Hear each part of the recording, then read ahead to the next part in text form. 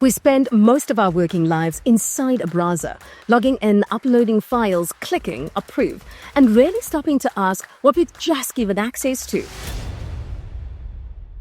Most data breaches today don't happen because systems are hacked. They happen because browsers are trusted more than they should be. Welcome to the DesignRush Podcast. I'm your host, Kia Johnson. Today I'm joined by Nishant Sharma, Head of Cybersecurity Research at SquareX, who spends his time studying how modern security failures actually begin, not with dramatic attacks, but with everyday browser behavior. This isn't a conversation about hackers breaking in, it's about how access is routinely handed over. We talk about why browsers are the most underestimated layer of modern work, how extensions, OAuth permissions, and AI tools create invisible risk, and why traditional security tools are missing where today's threats really live. If you're leading teams in technology, security, or AI adoption, this episode will reshape how you think about trust. Make sure you're subscribed and let's get into today's episode.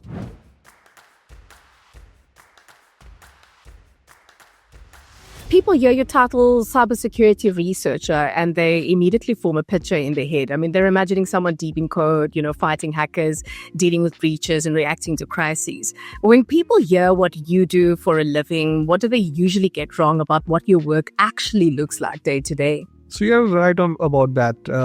So security researcher or cybersecurity researcher is a very broad term. Just like you have your software engineer as a title, or in some companies, it's member of technical staff. So this is a title which does a lot of roles depending on what exactly they are assigned to.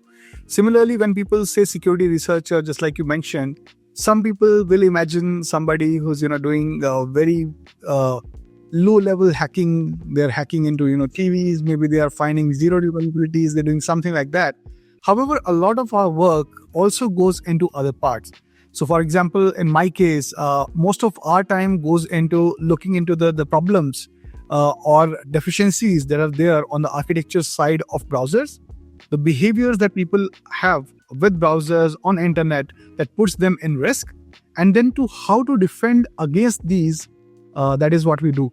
Before the conferences, the titles and the leadership roles, you were already doing this out of pure curiosity. You were building Wi-Fi tools, breaking systems, experimenting for fun. So I'm very curious to find out from you if there was an early moment where you caught yourself and you thought, this isn't just interest, this is actually how my brain works. Was there actually a point where you realized this is something you definitely wanted to do for a living? All of this started when I was in college. So at that time, I was doing my engineering degree. Obviously, the main career path was to become a programmer, and that is eventually where I started from. But while doing this, we also came across hacking as being the cool thing that a lot of people like to do at that time. It was so cool to learn a new skill and then to showcase it to your class, impress the people. And from there, as you mature, as you go on to this journey, you try to understand more and more. And that made me choose cybersecurity as a degree. So I have my master's degree in cybersecurity. I did that, and after that, I joined a company which was doing a lot of Wi-Fi development. So they had Wi-Fi security systems, and they were actively working on a very low level when it comes to Wi-Fi. So when I was doing that, again, it was aligned to my interest, and I thought that coding will give me a lot more insights into it. And, when you are programming these Wi-Fi access points, and this company used to do this for enterprise-grade solutions, we were mangling with each and every packet.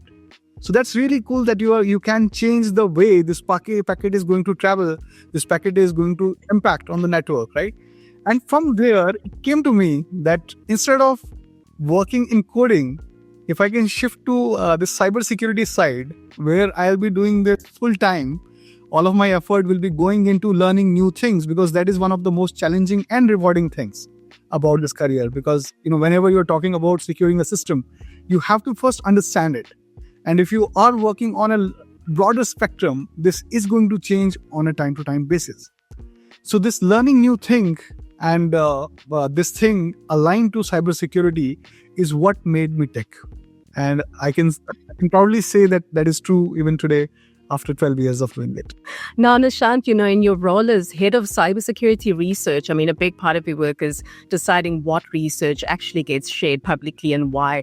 SquareX itself has been quite open about the kinds of threats that you study. I understand that you've completed what you called a year of browser bugs. So can you walk us through the type of research SquareX chooses to disclose and what that project revealed? Year of browser bug is, I think, one of the most important and interesting things that we have done. And I can say this for my career as well. Because in this, we completely focused on the different architectural deficiencies and vulnerabilities of browsers. These are those things which, unlike, the most of the vulnerabilities that we come across, these are the bugs that are introduced when somebody is coding something wrong. And because, these systems are bigger, complicated, so many people are involved in it, it is quite common, and softwares or bug-free softwares are kind of a dream. However, when we are talking about architectural vulnerabilities, these are not some mistakes that somebody has made while they were coding something under a very strict deadline. Architectural vulnerabilities is fundamental understanding gaps in terms of security. Certain things which should have been thought of at that point of time. And again, I understand that it is very easy for us to say this in hindsight because of all the advanced things that has happened.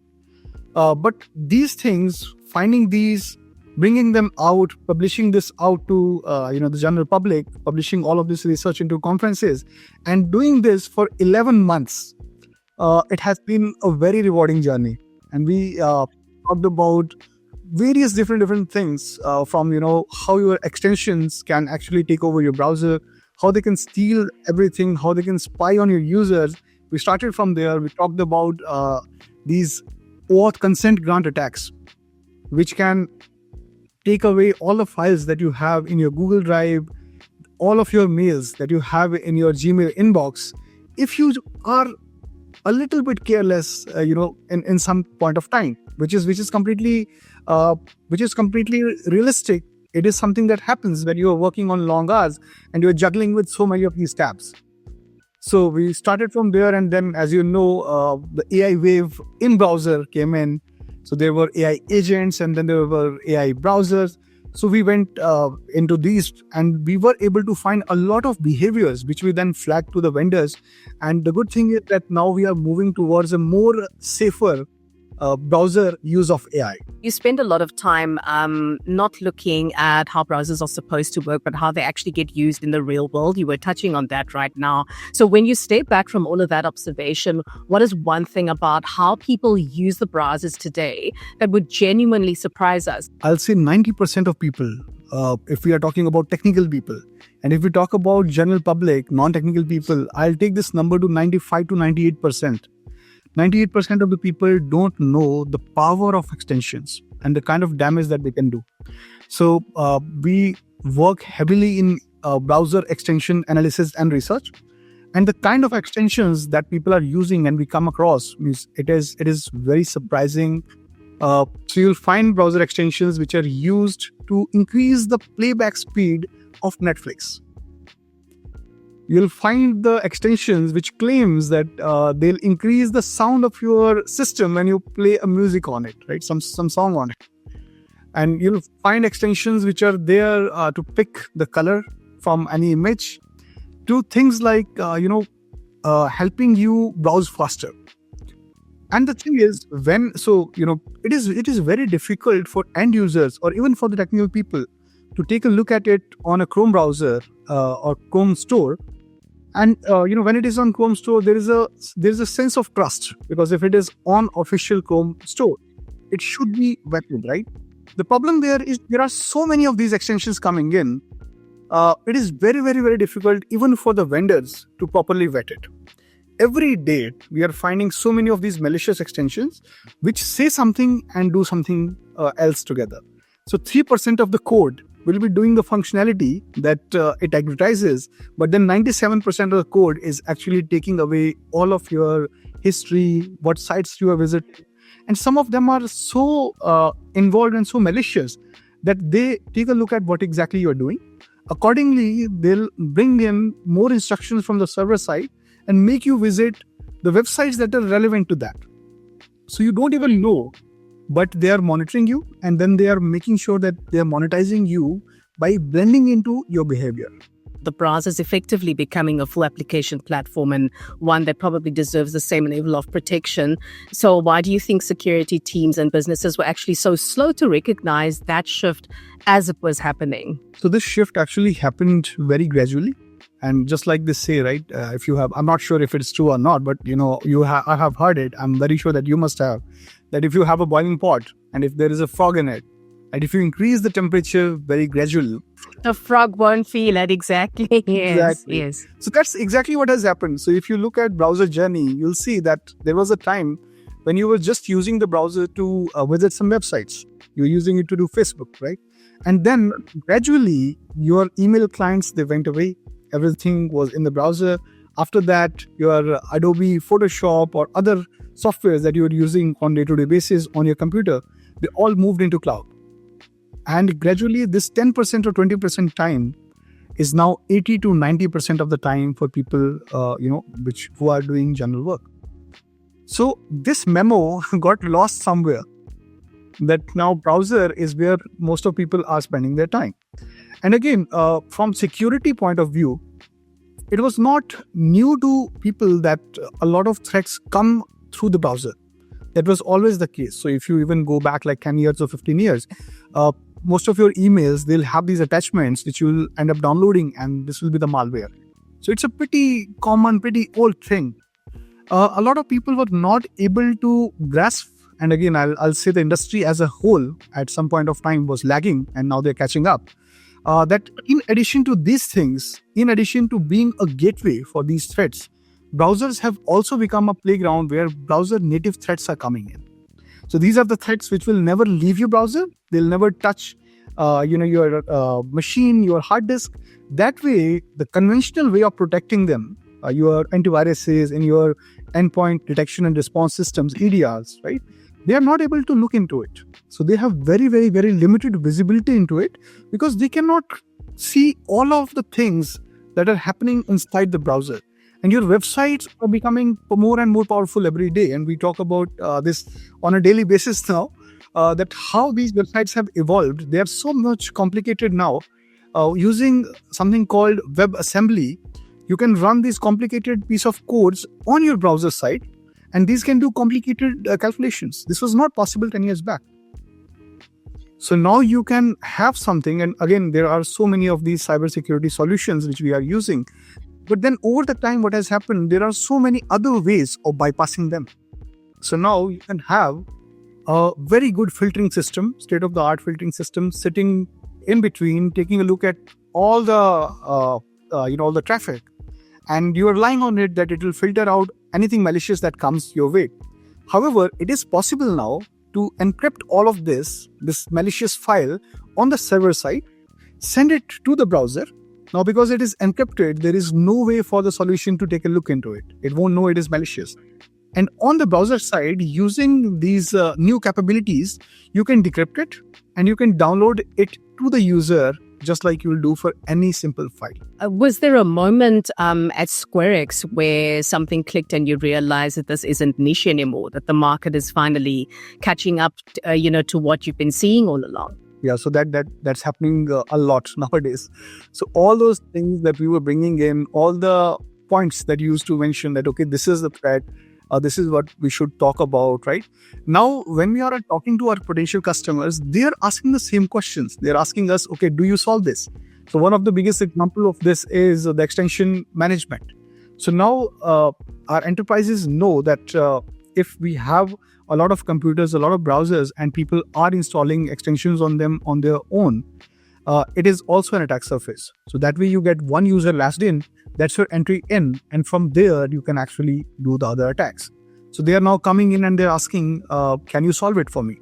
Can you make sure that, so a lot of things that we have seen, and we were talking about it a lot in past few months, was that if you have a free extension, which is like very popular, some developer is there who's been, without any selfish reasons, he was supporting it for users good, right? For a couple of years. Now, what we are seeing is a lot of these developers are getting offers from threat actors that, okay, we want to buy your extension. And obviously at that time, they're not telling the user or this publisher what their intentions are. They're saying that, okay, we liked it and we want to monetize it. So please sell it and we'll give you a very good amount of money for it. There are so many marketplaces out there where you can do this, and you can easily get a extension that's like installed on, I'll say, 300,000 devices under 10,000 US dollars. So once you do that, see, no one is monitoring if the extension's ownership is changed.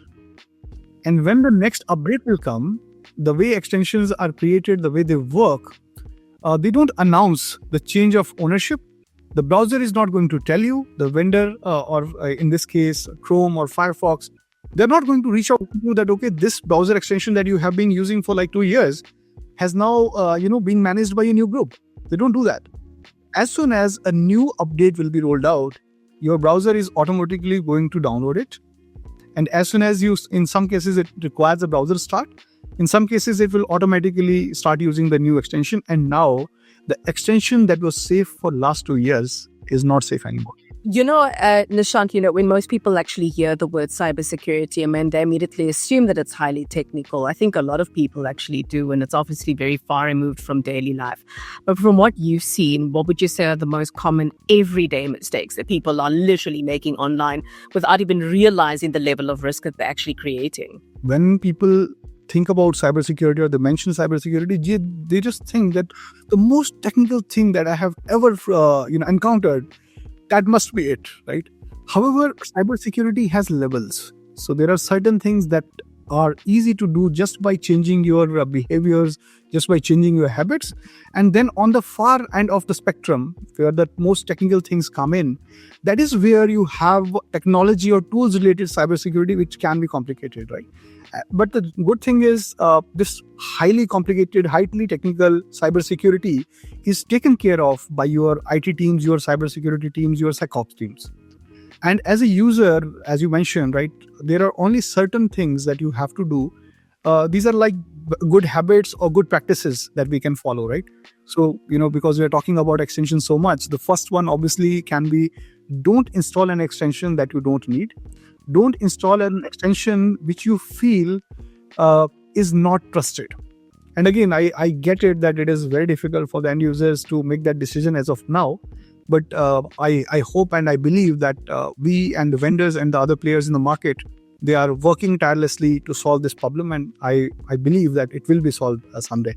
So just like that. Second thing is with your GenAI boom, there are so many of these. So we have ChatGPT, we have Google, but then there are so many other websites which claim that, okay, we are going to give you the best of all of these worlds and we are not going to charge you any money. And the user is just going to take his file, upload it there. And a third thing that a lot of people do, so whenever we have to make some changes to some PDF or we have to change the formats of the file, right? We just go to Google and we do the easiest thing possible. We just search for a converter website. We're not checking who's hosting this. And a lot of time we also end up clicking the ads. And that is how malware teasing attacks are done. So a lot of these threat actors, they'll host these fake malicious websites and then they'll bump them up by running Google ads on it.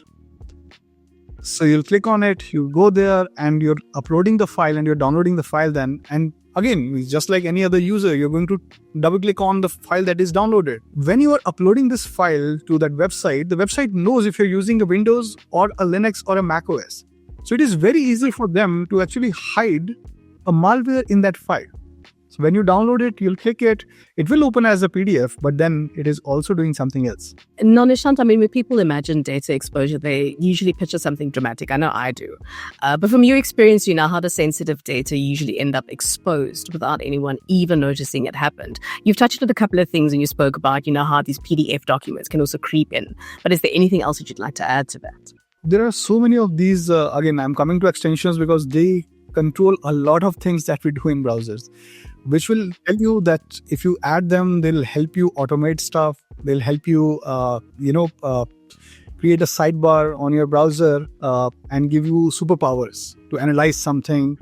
And people will not even think twice. They'll just download it, they'll open their Gmail in the same tab, and then they'll ask it to summarize. Now, what you're not realizing is that it is able to see everything.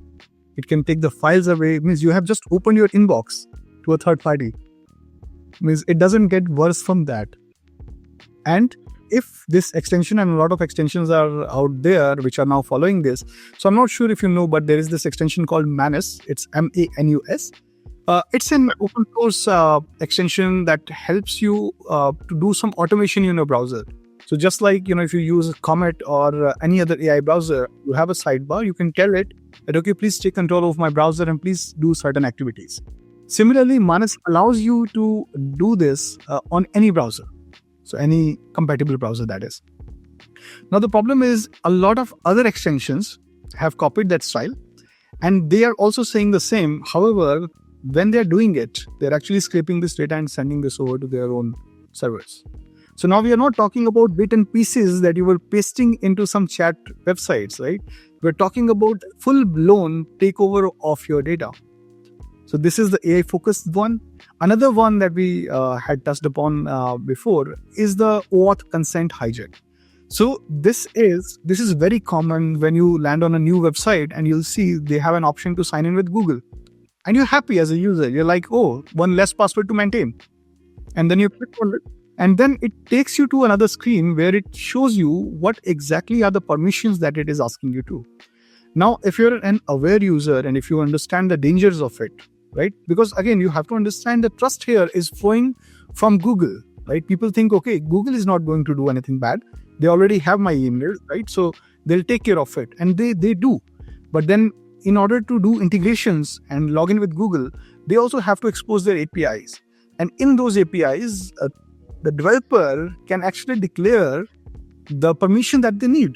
And by regulation from Google's side, they have to show this to you when you select to give the permission. Now, here's the thing that had happened. If you go back like 8 to 10 years back, Android applications and the kind of permissions they were asking, this was the talk of the town. A lot of people were talking, okay, you're not showing it. And now that problem has been contained. So currently your auth consent grant for a normal user is at that stage. They don't read it because it is written in one line. So they'll just go and click allow, and that is going to give the attacker access to your G drive, to your calendar, to your mail, right? And then from there, you can pretty much do secondary attack. Think about it, right? If they can access all of your mail, and this permission is not one time, it will remain there till the time you revoke it. And most people don't know it. They have given this permission, right? So revoking it is actually out of the question. And now they can go on any website. They can do a password reset. And this password reset will obviously come to your email on your mailbox, right? They have access to it. So they can take that, they can reset it, and they can get into all the other websites which are bound to incubators. So what do you then see as the smartest way then for regular users and teams to benefit from AI without creating the unnecessary risk? Because this is where we are right now. AI is here to stay, but with that comes the risks that you are mentioning. That's a very good question, and it's a very relevant question provided that AI browsers are now available to everybody. So I think a lot of time, the practices and the directions or the recommendations still remain the same. So for example, in this case, the first thing that we can do as an end user or as an enterprise is to only go for verified vendors. So for example, when we look at Comet, we know that, okay, it is Perplexity is behind it. When we take a look at Atlas, we know OpenAI is behind it, right? So I think going with them is good rather than a third-party vendor which you have just found on a search or on ad, right? So you should not do that. That's like point one. That's like basic security 101. And after that, second thing is a lot of time. And again, over the time, these AI vendors have put in a lot of guardrails in. But what we have to understand is this is currently evolving. So if you talk about AI browsers, Comet came like 4 to 5 months back. And they are doing a lot of development, they're improving their system, and they'll be adding a lot more features. And that is where there are more chances of, problems, bugs, issues. And it's not only for them. It happens with any kind of piece of technology that is currently, going on. So if you're using it, we'll just say don't use them as a replacement for a full human, but just like a tool. When you use a tool, you are 100% there, right? Just like, it advised, if you're driving a Tesla, even when it has a full auto mode, you should not just sleep in it, right? It's the same. So when you are asking it to do critical things, you should take a look at what exactly it is doing, what are the permissions and prompts it is asking you to, to do actions. Because now they have made these changes that whenever a sensitive thing, so for example, you are already logged in using Google, and if the workflow, whatever you have asked it to do, requires you to log in with Google, it is going to give you a prompt. It is going to ask you, should I proceed? Now, it is up to the user to read that prompt and say yes or no, depending on where they're comfortable. So that part is still with user, and it is up to the user, because if the user still says yes to things which they should not, then again, they will end up leaking information. Do you think then that we are actually underestimating how fast AI is actually changing the threat landscape? So that's a very tricky question to answer as of now, because AI is at the bleeding edge. So I was going through social media and I came across this one post where people were talking about that. If you talk about 1 year back, right, we didn't even had one model for image generation which can, without making any mistake, put text into the images.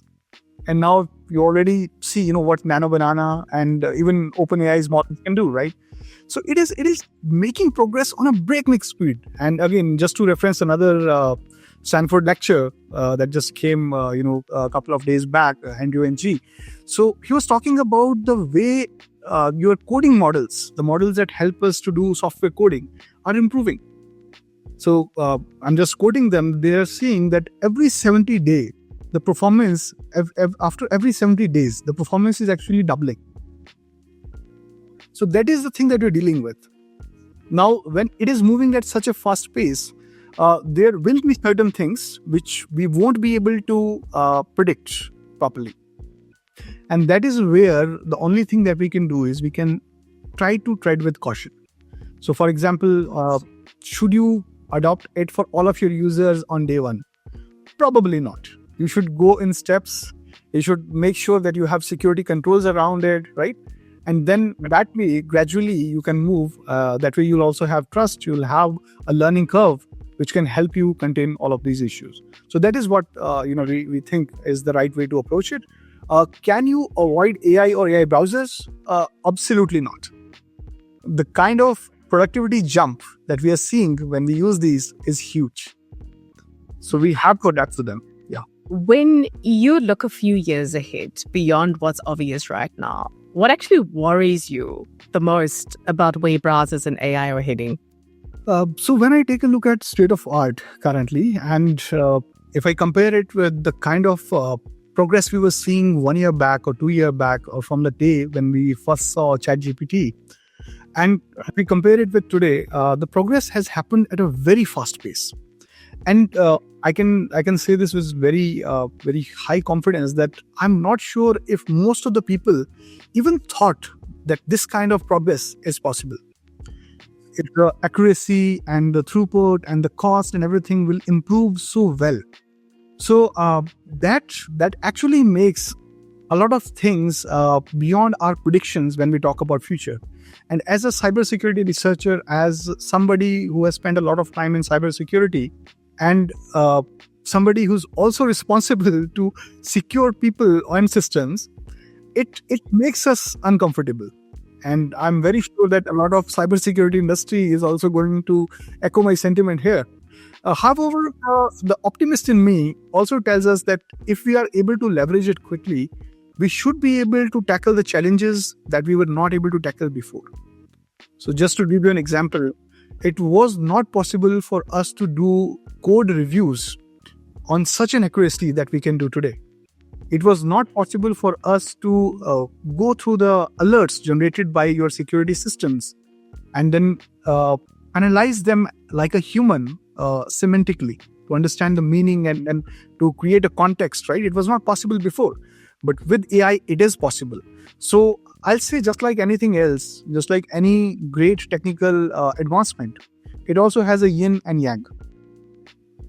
It is completely dependent on what part you're using it and which part eventually wins to create a bigger effect.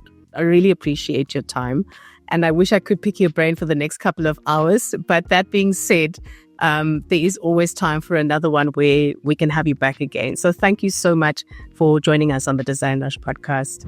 Curious about what top brands look for when choosing an agency? Tune into our latest episodes where we reveal the decision-making secrets of leading brands. Subscribe to the DesignRush podcast and stay ahead of the competition.